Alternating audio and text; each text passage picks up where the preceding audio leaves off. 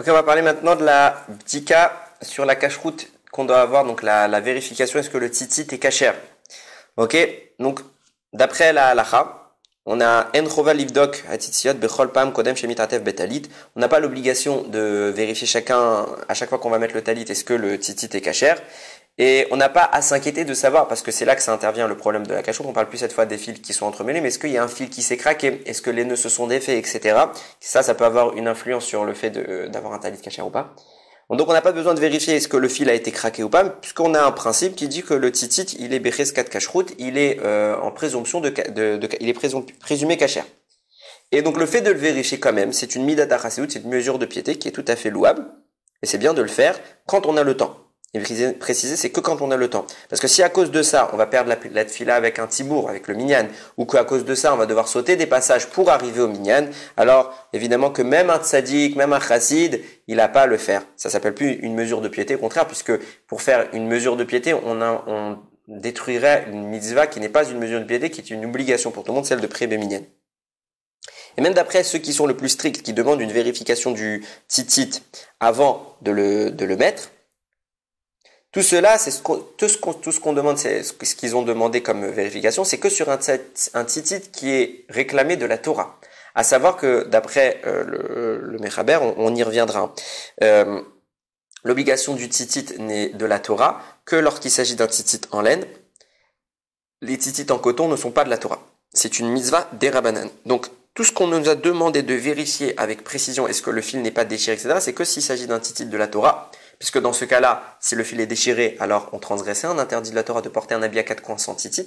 Mais si c'est un habit qui est pas de la Torah, sur lequel la Torah n'a pas imposé de mettre un tzitzit, si nous ne portons pas de tzitzit sur cet habit, sur le plan concret, on ne transgresse pas un interdit de la Torah, donc il n'y a plus d'obligation. C'est que des rabbanan, c'est que les sages qui auraient fait, ce serait un interdit de leur point de vue, et donc eux n'ont pas obligé de vérifier sur leur propre interdit.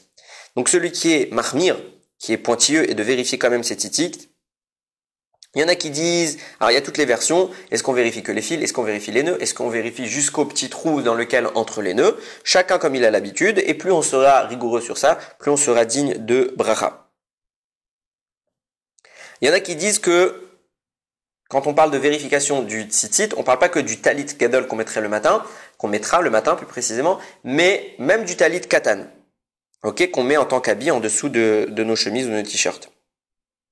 Alors, même si, dans ce cas-là, puisque si on a surtout si c'est un en laine, mais même si on n'a pas vraiment à craindre, parce que si, admettons que j'ai fait ma bracha sur le talit, enfin, je mets mon tzitzit, et je me rends compte qu'en l'ayant mis, il n'était pas kasher, faut pas vraiment s'inquiéter d'avoir fait une bracha levatala sur la bracha du tzitzit, pour la simple bonne raison qu'en fait, on fait pas la bracha sur le tzitzit katan, on fait la bracha que sur le tzitzit. Pour nous, les sfaradim, du moins, on fait la bracha sur le tzitzit gadol, et on pense à s'acquitter sur le tzitzit katan. Donc, il n'y a pas vraiment de danger au niveau de la bracha levatala.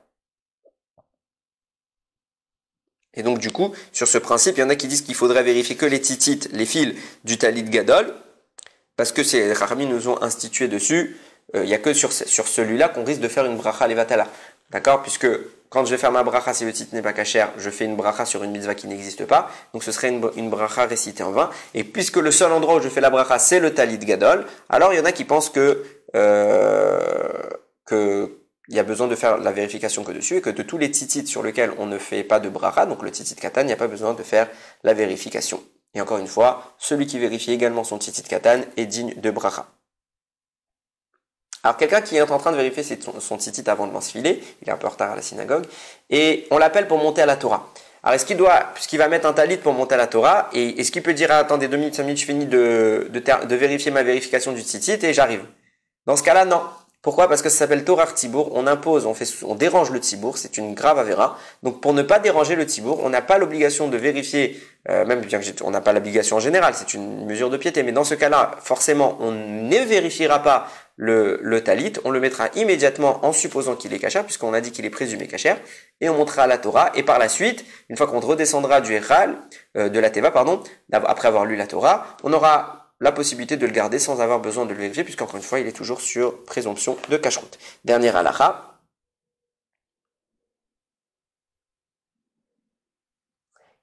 Avant-dernière, excusez-moi, halakha.